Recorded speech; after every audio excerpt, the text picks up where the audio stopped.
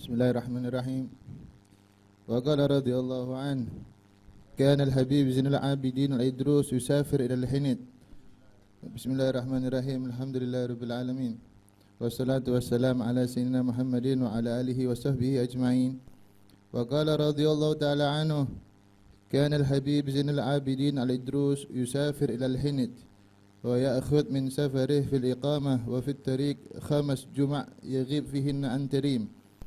ويجيب من الهند 300,000 100,000 لطلبة العلم و100,000 للمحتاجين و100,000 لخرجه في بيته. وكان إذا وصل إلى الهند وعلم به سلطان يجيء للزيارة فيمنعه من الدخول عليه حتى يسلم له 300,000 فيسلمها السلطان له حالا. ومرة كان جالسا مع جماعته فقال لهم هل أحد أكرم مني في هذا الوقت؟ فقيل له نعم با مصباح في تريم أكرم منك. فسكت. ثم لما كان ليلة العيد سرى له ليلا وقد أخذ مضجعه فدق عليه الباب فانتبه من نومه فقال من بالباب؟ فقال له شريفة بتكلمك في الذكر. فقال لامرأته أعلق السراج وقومي رحبي بشريفة قولي لها تطلع إلى المحضرة. فخرجت زوجته ورحبت بها وأمرتها أن تطلع فاعتذرت لها وقالت لها لي حاجة بزوجك.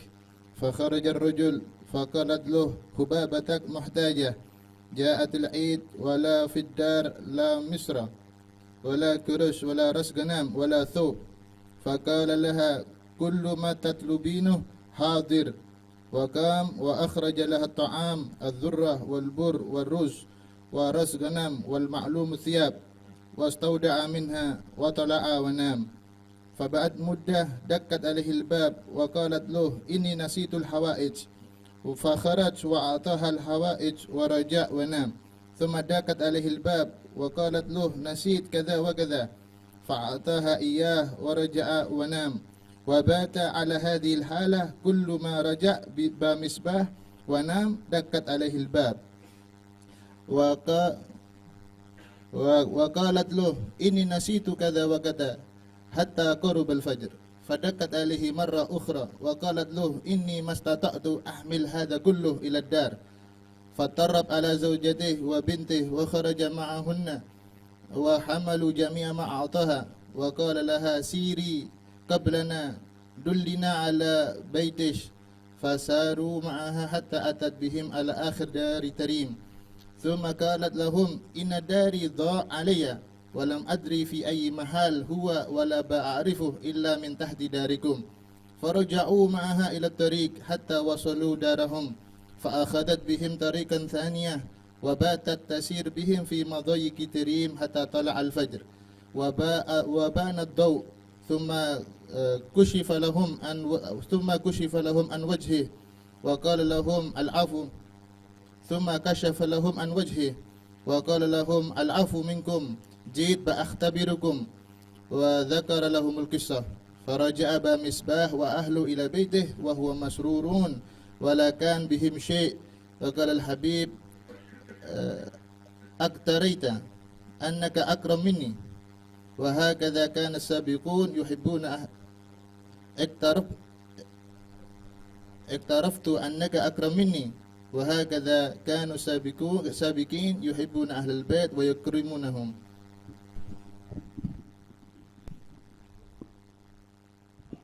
الحمد لله الكريم المنان والصلاة والسلام على سيد أهل الكرم والجود الحبيب الحامد المحمود محمد حبيب ربنا رب السماوات وأهل الأرض ورب أهل الوجود. الله يجعلنا وإياكم من أهل الكرم ويعرفنا على أهل الكرم ويرزقنا وإياكم محبة أهل الكرم ويدخلنا في شفاعة أهل الكرم وينسبنا إليهم في عافية وسلامة يا رب العالمين. Segala puji bagi Allah, Tuhan semesta alam yang maha mulia, yang telah mengutus Nabi Muhammad SAW yang mulia mengutus kepada kita kepada jalan yang mulia, dan mudah-mudahan Allah Subhanahu wa taala mengumpulkan kita di dalam kemuliaan, dan Allah Subhanahu wa taala menjadikan kita termasuk orang-orang yang mulia. فإن زينة الغني الكرم. أحسن حلة يلبسها الغني هي الكرم، مهما لبس من ثياب، مهما ركب من سيارات، أحسن مركوب وأحسن حلة يلبسها الغني هي حلة الكرم ومركوب الكرم. Paling bagusnya bagi orang yang kaya, yaitu dia menjadi orang yang dermawan. Sebagus apapun kendaraan, sebagus apapun daripada apa yang dia miliki, tapi kemuliaan yang paling mulia bagi orang yang kaya yaitu menjadi orang yang dermawan. وأحسن حلة يلبسها الفقير وأحسن مركوب يركبه الفقير هو القناعة، فإن حلة القناعة وكساء القناعة كنز لا يفنى. Dan begitu juga bagi orang yang fakir, paling bagus pakaian bagi orang fakir, paling bagusnya kendaraan bagi orang yang fakir yaitu menjadi orang yang qanaah, yaitu merasa cukup daripada ketentuan yang ditentukan oleh Allah Subhanahu wa taala.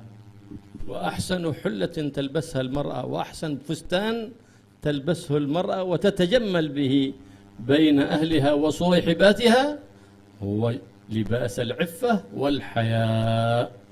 Dan paling bagusnya daripada pakaian daripada seorang perempuan yaitu menjadi perempuan yang mempunyai sifat iffah, menjaga diri daripada maksiat kepada Allah Subhanahu wa taala, dan menjadi seorang perempuan yang memiliki sifat malu. فإذا قنع الفقير لم يحسد الغني بل سأل الله للغني أن يوفقه لطاعته، ولم يكن في قلبه أي بغض على الأغنياء لأنه يشهد أن المعطي هو الله، ولو شاء الله لجعل الغني فقير والفقير غني، لكن تلك مشيئة الله واختيار الله، فالذي يرضى بفعل الله واختيار الله هو المؤمن الصادق.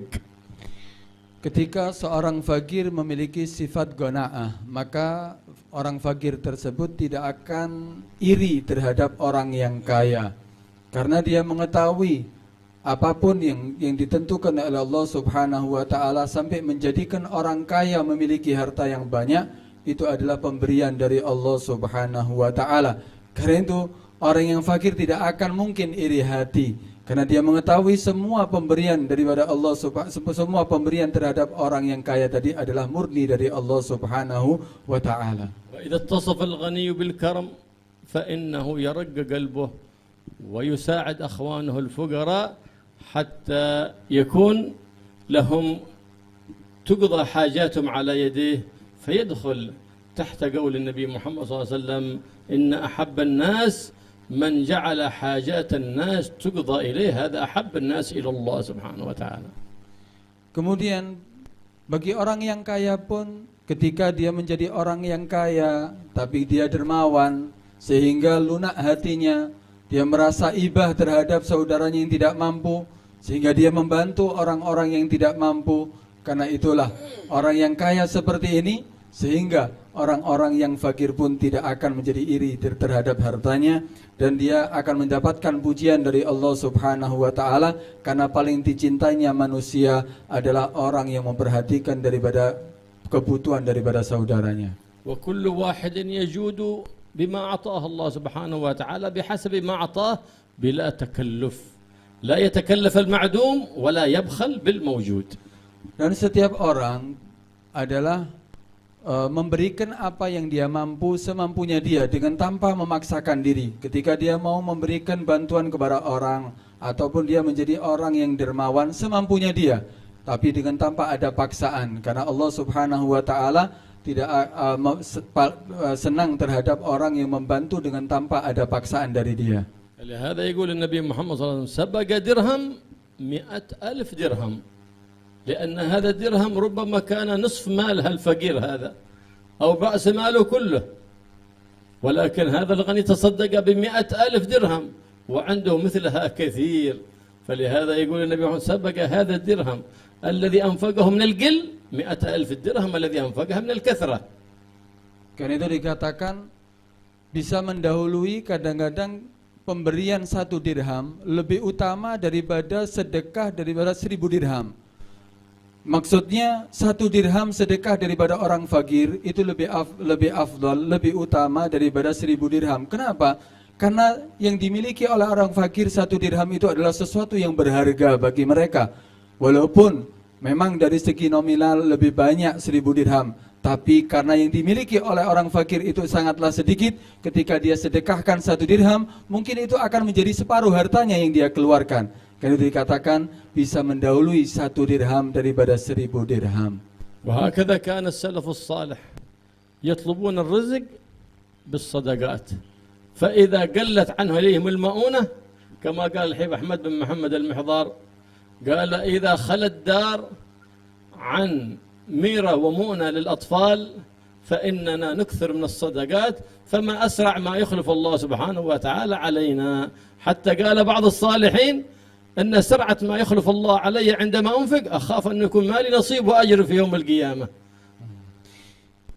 Dan percayalah apa yang kita keluarkan daripada sedekah kita, Allah akan mengganti secepatnya. Bahkan sebagian orang soleh sampai mengatakan, aku takut ketika aku setiap kali mengeluarkan hartaku untuk sedekah, aku takut saking cepatnya balasan atau imbalan dari Allah Subhanahu wa taala, sampai aku takut nanti aku tidak akan mendapatkan pahala dari Allah Subhanahu wa taala. سيدنا الحبيب عبد الله بن شيخ العيدروس كان من علماء تريم وأغنياء تريم. مرة من المرات رأى كثير من العلماء وطلبة العلم قد عزموا على الرحيل، فزار كل واحد إلى بيته. لماذا ترحل من البلاد والبلاد تحتاج لك في تعليمك وتدريسك؟ قال لقد تكاثرت علي الديون فما أدري ما أصنع ولا أجد من يقرضني. فذهب كلهم فإذا هم يشتكون من كثرة الدين وقلة الدخل. فقال لهم جمعهم كلهم قال لا يسافر أحد منكم عن هذه البلاد، وكل واحد يكتب ما عليه من الدين ويكتب ما يريد من الهدية لأولاده إذا سافروا بيرجع، ماذا بسيب من هدية؟ اكتبها في ورقة. فكل واحد كتب دينه وكتب الأشياء التي يريدها لأولاده، فأخذها تلك الأوراق قال أنا أسافر بالنيابة عنكم، أنتم جلسوا اعمروا بلادكم بمجالس العلم مجالس الذكر، ما تصلحون تسافرون لا إلى الهند ولا إلى جاوة، اجلسوا في بلادكم وأنا أسافر عنكم وأقضي ديونكم وأقضي حاجاتكم. وبالفعل سافر إلى بلد يقال لها الهند، وعندما وصل إلى تلك البلاد وجد بنت ملك الهند قد مرضت، فقيل له إن هناك رجل يعرف بالصلاح، فدعا ذلك الرجل الحبيب عبد الله بن شيخ العيدروس وقرأ على تلك البنت فمن الله عليها بالعافية فقامت فكأنما نشطت من عقال. فأحب الملك الحبيب عبد الله بن شيخ وأسلم أهل الهند وملكها ودخلوا في الإسلام وصار له عقيدة مكينة في هذا الحبيب. فقال ما لك حاجة؟ قال حاجتي إليك قضاء حاجة أولئك الناس، بس ما يسعون لأنفسهم بشيء. حاجتي الأولى 100,000 لقضاء ديون أولئك الأساتذة في بلادي من العلماء وطلبة العلم وقضاء حاجاتهم. الحاجة الثانية 100,000 لبناء مسجد. الحاجة الثالثة هي 100,000 لإصلاح مجاري السيول التي تأتي قد تتضرر بعض البيوت ولا ينتفع الناس بالماء، يريد 100,000 لإصلاح. فأعطاه 300,000 وأعطاه مهندس متخصص في مجاري السيل وذهب معه وأصلح مجاري السيول وبنى مسجده المعروف الآن بمسجد الأبرار، وأعطى كل من عليه الدين دينه، وأعطاه الحاجات التي لو سافر أراد أن يشتريها اشترى الحاجات ووضعها في أمتعة وأعطى لكل واحد ما له. هذا هم أهل الكرم والجود، ما يسألون شيء لأنفسهم إنما يسألون لإخوانهم. فالكريم يأكل ويؤكل غيره، هذا أعطه قدر ما تستطيع. أما البخيل يأكل ويخبئ الباقي. هذا نعوذ بالله منه. Kemudian ada satu cerita yaitu Al-Habib Abdullah bin Syekh. Ini kedermawanan daripada Al-Habib Abdullah bin Syekh Al-Idrus.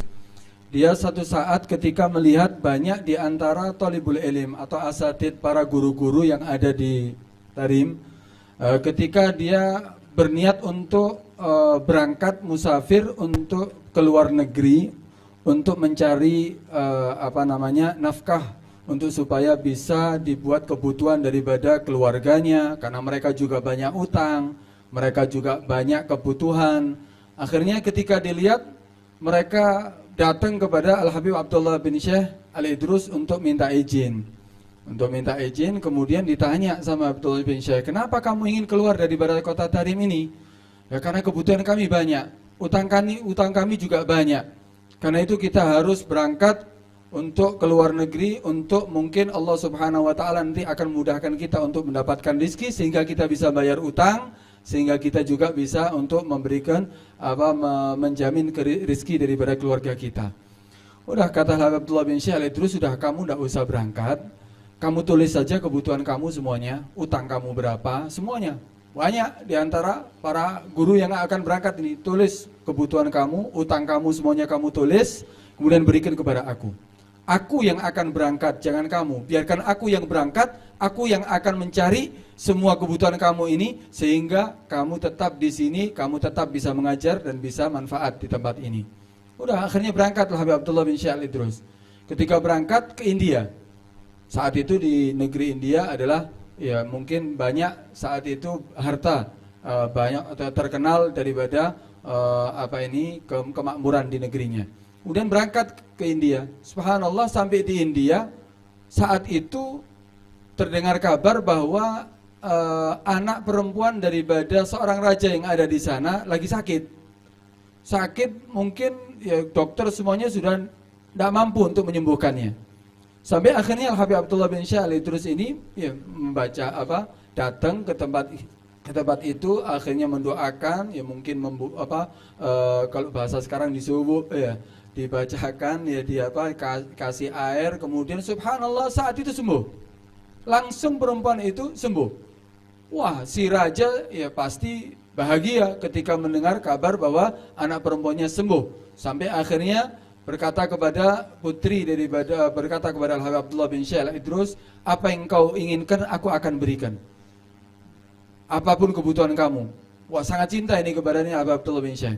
Akhirnya kata Abdullah bin Syekh, sudah, aku butuh cuman pertama berikan 100.000 untuk aku berikan ke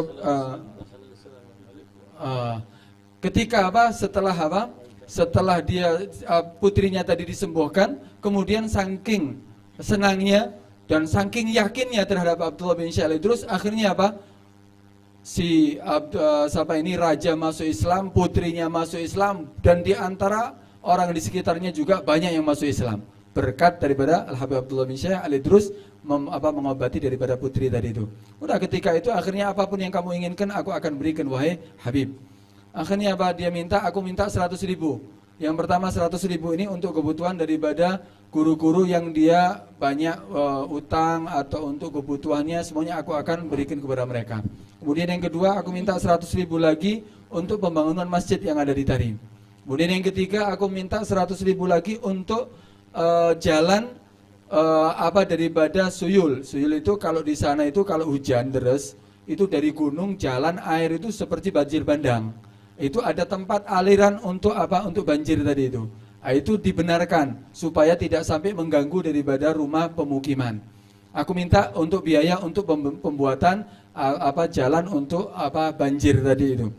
Udah, akhirnya dikasih semuanya. Dikasih semuanya 100.000 untuk yang asatid, 100.000 untuk yang pembangunan masjid, 100.000 juga untuk untuk jalan hujan tadi itu, banjir tadi itu. Dan dibawakan juga paling bagusnya insinyur untuk pembangunan.